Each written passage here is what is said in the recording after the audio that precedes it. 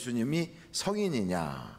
그러면 그들은 그렇습니다. 예수님이 아주 사람들을 사랑하셨고 그 사랑의 마음을 가지고 세상에 억눌리는 자, 또 소외되는 사람들을 위해서 일하시다가 그 불의한 세력들, 권력자들과 그렇게 갈등을 하다가 권력자들에게 잡혀서 그 불의를 끝까지 이기려고 하시다가 십자가에 돌아가신 분, 이 땅에 사람들을 위해서 그렇게 애를 쓰신 분, 그렇게 생각하고 있어요. 그러니까 예수님은 휴머니스트 같이, 그런데 결국은 권력자들에게 잡혀서 죽은 사람. 그러니까 어떤 사람이에요? 그럼 실패자. 그러니까 이 세상에서 말하고 있는 4대 성인이라고 하는 것은 성공한 자가 아니고 승리한 자가 아니에요. 그러니까 실패자를 우리에게 아주 이렇게 포장을 해가지고 어려운 사람들을 위해서 애를 쓰다가 소외된 사람들을 위해서 그렇게 사랑하다가 불의와 항거하여 그렇게 좀 개혁을 하려고 하다가 실패하여 죽은 분, 그러니 우리가 그의 정신을 이어받아서 우리가 어려운 사람들을 도와가야지 하는 생각을 갖게 하는 것이 바로 예수님이 우리에게 주신 박애사상이고 그 사랑하는 그 마음이라는 거예요. 이것이 세상 사람들이 하는 이야기예요. 왜 그런가 하면 소크라테스도 불법도 법이라고 그러면서 제자가 있는 자리에서 독배를 막 먹고 죽었단 말이에요. 우리는 부처에 대해서 많은 것을 알지 못하지만 그 부처에게 대장장이 춘하가 이렇게 그 봉양을 하잖아요. 근데 그 속에 그 음식이 좋지 않은 음식을 넣었든지 그거 먹고선 이제 부처가 설사병이 생겼어요.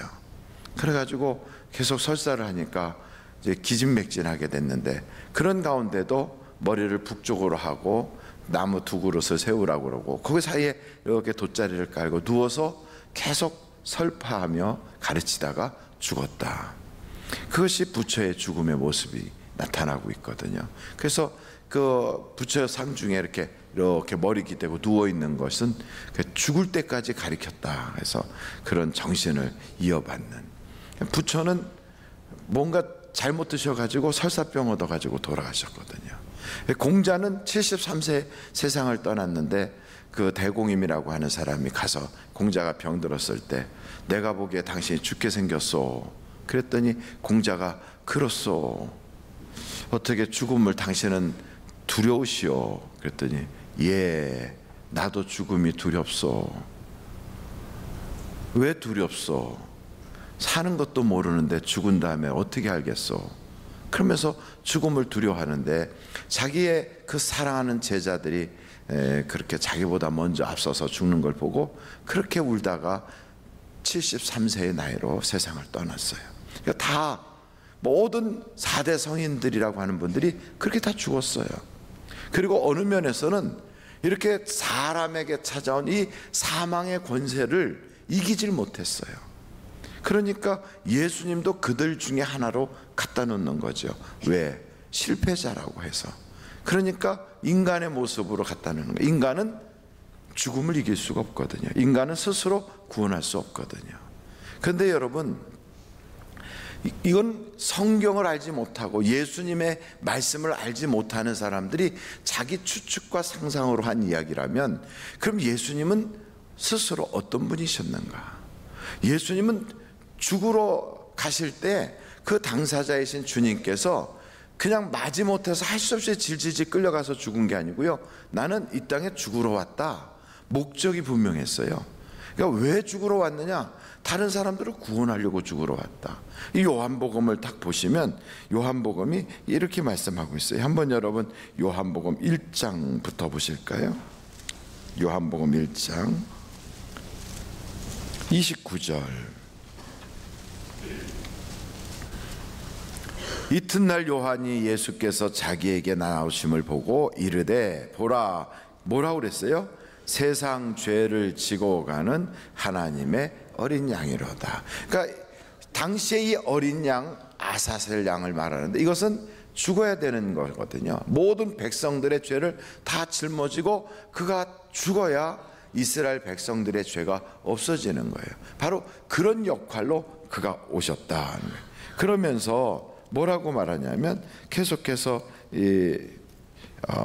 예수님께서 이런 말씀을 하십니다. 3장입니다. 요한복음 3장 14절로 15절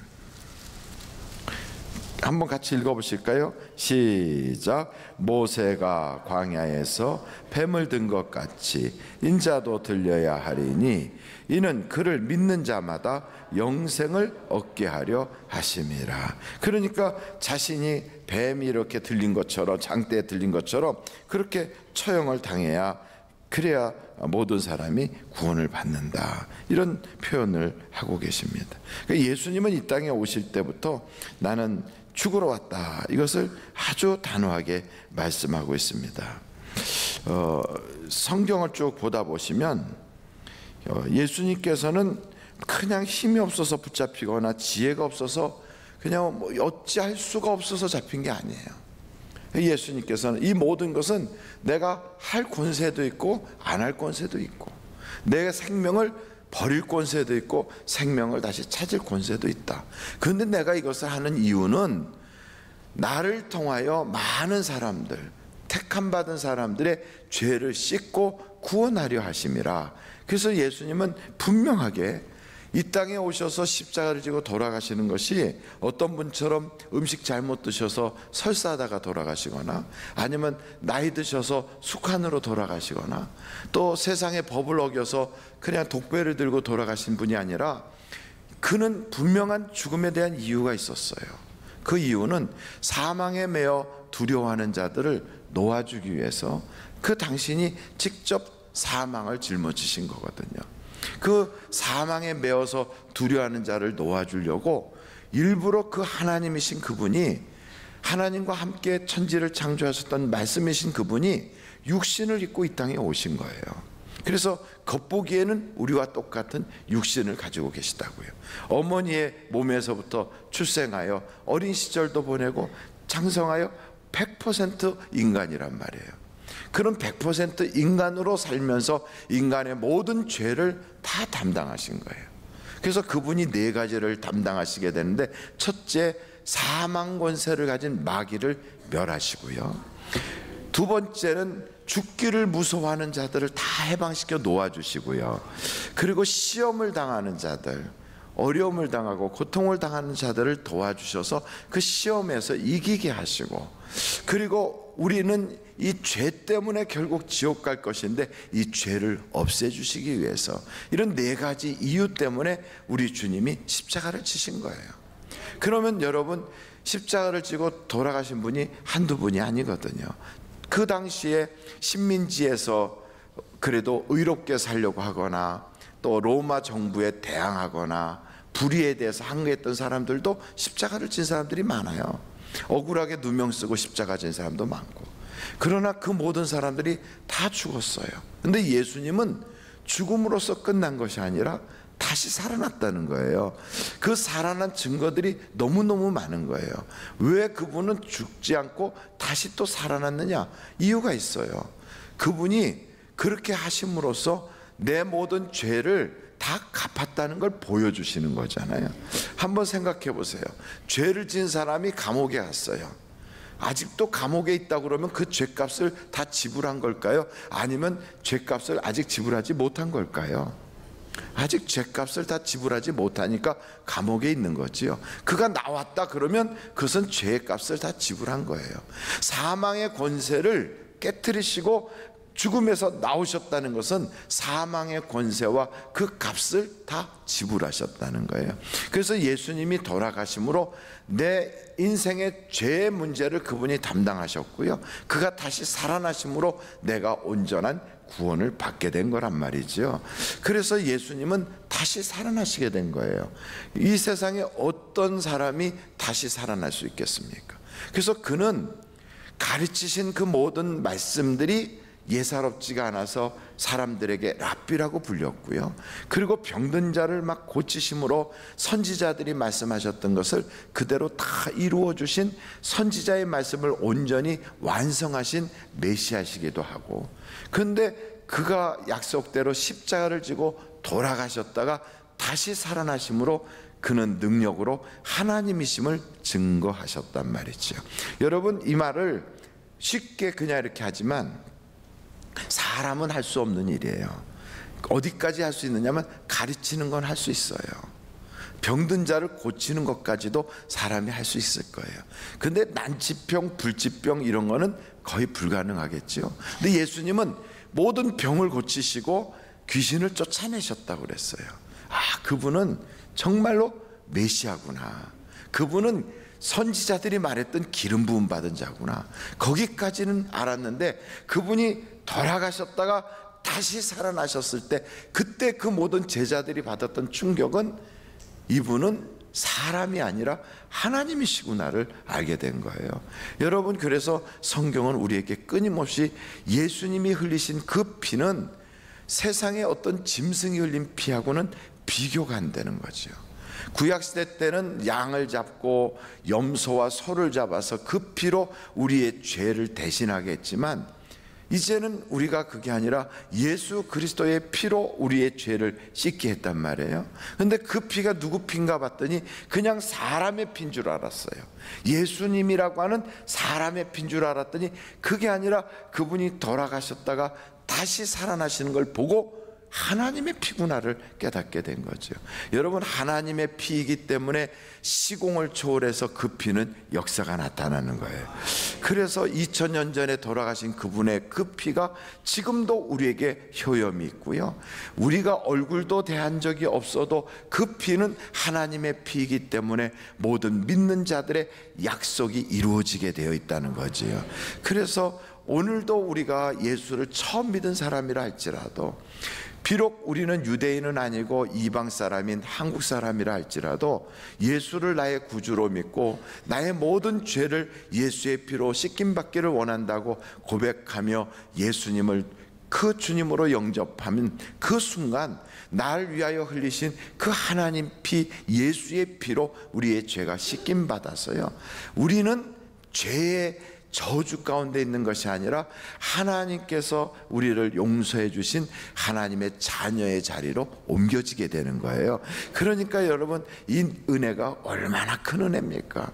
예수님께서 십자가 지셔서 물과 피를 쏟아 주실 때가 언제냐면 우리가 아직 죄 가운데 있고 철도 없고 우리가 바르게 살려고 생각도 못하고 있을 때 이미 주님이 먼저 사랑해 주신 거예요. 내가 그분을 사랑했기 때문에 나에게 사랑을 베풀어 주시는 게 아니고요, 내가 뭔가 공적을 세웠기 때문에 그분이 나에게 은혜를 주시는 게 아니고요, 그분이 일방적으로 내게 은혜를 주시는 거예요. 이것이 바로 기독교예요. 그래서 여러분, 하나님의 아들 예수님을 통하여 우리에게 일방적 은혜를 주셨기 때문에 이 은혜를 우리가 깨닫기만 한다면 세상에 살면서 나는 하나님의 사랑받은 자다, 나는 하나님이 나에게 하나밖에 없는 독생자를 생명까지 주시면서 나에게 인생의 모든 것을 보장해 주신 사람이다, 이런 마음을 가지고 세상을 살면 이 세상에 두려울 것이 없는 거지요. 마지막으로 여러분, 이 성경을 딱 보면 예수님은 그냥 돌아가셨다가 살아나신 것으로 끝이 아니라 살아나셔서 나를 위하여 끊임없이 기도하고 계시는 중보자세요. 뿐만 아니고 살아나셔서 나를 고아처럼 버려두지 아니하고 나에게 성령을 보내주시는, 지금도 일하고 계시는 분이세요.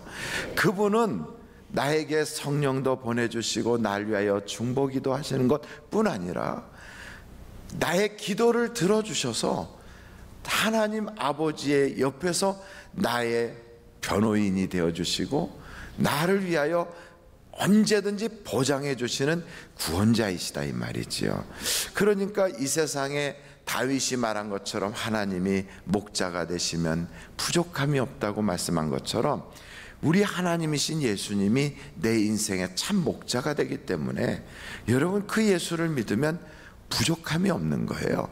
그분은 죽어서 썩어 없어진 분이 아니라 지금도 살아계시고 지금도 우리의 기도를 들어주시고 지금도 나의 부족한 기도를 옆에서 보충하여 중보해 주시고, 내가 한번 지으면 죄에서 영 벗어나지 못할 때는 성령을 보내어 주셔서 나를 인도해 주시고, 내게 감동과 감화를 주셔서 바른 길 가도록 옮겨도 주시고, 마지막 때 우리 주님이 나에게 재림하여 찾아오시고 죽었다 할지라도 나를 다시 살리셔서 다시 재회하게 하시고 천국에서 영원히 그분과 함께 있을 걸 생각하면 우리는요, 이 땅에 살면서도 우리는 천국이 내 것이구나 하고 방실방실 웃으며 살 수 있는 것 아니겠습니까, 여러분? 그러니까 우리가 이 세상에 살면서 가지고 있는 우리의 마음속에 그 꿈은 이 땅이 아니라 우리가 돌아갈 저 천국이 되어야 될 줄로 믿습니다. 1927년도인가요? 린든버그라고 하는 그 우체부 비행사를 여러분 아실 거예요. 그분이 샌루이스에 그쪽에서 이렇게 주로 편지 우송을 비행기를 하시는 분이었는데, 그 당시가 경제공황이 일어나니까 사람들이 참 살기 힘들었는데 어떤 분이 이런 제안을 한 거예요. 뉴욕에서부터 파리까지 대서양을 한 번도 쉬지 않고 한 번에 비행기를 타고 가는 사람이 나오면 내가 25,000불을 주겠다. 근데 지금 25,000불도 큰 돈이지만 그 당시에 25,000불은 엄청난 큰 돈이거든요. 그래서 그걸 제안을 하니까 그때 린든버그가 이 이야기를 듣고 내가 한번 도전해 봐야지 하고 자기 비행기를, 원래 한 5명이 탈 수 있는 비행기인데 그 비행기를 좌석을 다 뜯어내고 혼자 타고, 그리고 그 비행기에서 낙하산 타고 뛰어내릴 수 있는 낙하산도 빼버리고, 그리고 그 나침판 이렇게 놓고 가는 것도 다 무거운 건 다 떼어버리고 기름만 가득히 싣고, 그리고 비행기를 타고 뉴욕에서 출발을 한 거예요. 그렇게 출발을 했는데 33시간 30분인가를 333일 30분인가를 비행기를 날라가지고 대서양을 지나서, 그래서 파리에 밤 10시 24분인가 탁 착륙을 했대요. 이게 얼마나 그 당시에 우리는 지금 그것 아무 생각 없지만 굉장한 역사적 사건이 돼가지고 최초로 비행기를 타고 넘어갔다. 대단해 가지고요, 사람들이 막 린든버그 막 영웅으로 떠받들었거든요. 그래갖고 25,000불의 돈을 그 상금으로 받아가지고 이제 다시 배를 타고 이번에는 뉴욕항으로 탁 들어오는데 얼마나 뉴욕 시민들이 막 대환영을 했겠어요. 와, 린든버그 온다고 막 기자들이 와서 사진 찍고 막 그러는데, 그 배에 평생을 아프리카에서 선교를 하다가 돌아오는 노구의 선교사님이 계셨는데, 다 같이 배를 타고 오는데 린든버그는 비행기를 타고 대서양을 날아갔다가 오는 그 영웅을 막 그냥 그렇게 떠받들어주고 사람들이 막 환호를 하고 그러는데, 자기는 평생을 아프리카에서 그 어려운 곳에서 선교하다가 돌아오는데 아무도 나와본 사람이 없고 자기를 환영하는 사람이 없더라는 거죠. 그래서 그 선교사님이 마음이 울적해서, 그래, 나는 정말 너무 인간관계를 잘못했나 봐. 내가 이렇게 평생을 선교하고 돌아오는데 아무도 나와보는 사람이 없네, 이런 생각하고서 그 가방을 들고 터덕터덕 외톨이가 되어서 그 뉴욕 골목을 걸어가는데 그때 음성 같은 게 들리더래요. 그 선교사를 부르면서, 잔, 누구세요? 나 너와 평생 함께하고 있는 예수야. 예? 예수님이 저한테요? 그래, 너 린든버그 들어오는 거 보면서 많이 서운했지? 그런데 너는 아직 내 고향에 오지 않았지 않냐? 린든버그는 여기가 자기 고향이라고 사람들이 저 환영을 하지만 너는 아직 내 고향에 오지 않았어. 그래서 내가 고향에 올 때 린든버그하고는 비교할 수 없이 내가 너를 환영하려고 준비하고 있다. 어떻게 해요? 나는 널 위해서 황금길을 깔아놓을 거야. 그리고 난 널 위해서 천사들이 노래 부르게 해놓고 평생 마르지 않는 유리바다에 사시사철 먹을 수 있는 과일들을 쫙 준비해놓고 온갖 새들로 너를 환영하게 하고, 너보다 먼저 그렇게 믿음을 지켰던 수많은 사람들이 나와서 내가 천국에 올 때 환영하게 할 거야. 너는 아직 고향에 오지 않았어. 그 이야기를 듣고 그 짠이라고 하는 선교사님이 크게 위로를 받고 돌아왔다는 그런 일화가 있어요.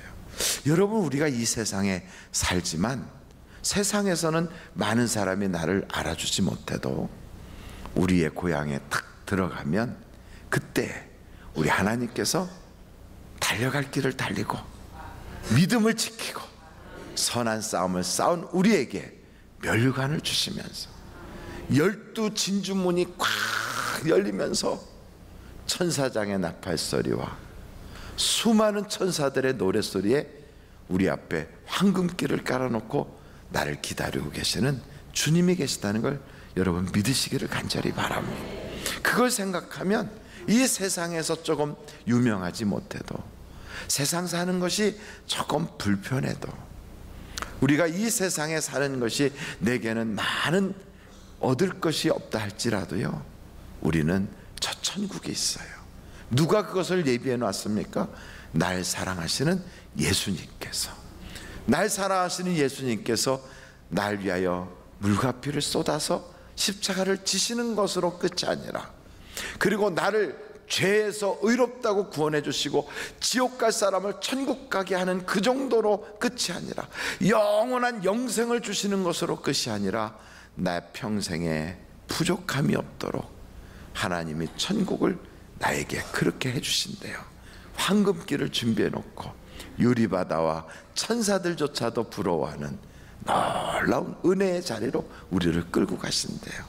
그래서 우리 주님은 그때까지 잘 달리라고 기도해 주고 계시고, 세상에 빠져서 허우적거리지 말고 세상 미련 내려놓으라고 우리에게 응원하는 성령님을 보내어 주셔서 여러분 인생 외롭지 않도록 끌고 가시는데, 오늘도 여러분의 눈을 확 열으셔서 날 위하여 십자가 지신 그 주님을 바라보고, 돌아가신 분이 아니고 썩어버린 분이 아니라 다시 살아나신 그 주님의 손에 꽉 붙잡힘 받아서 여러분 승리하시는 부활의 아침이 되시기를 주님의 이름으로 축원합니다.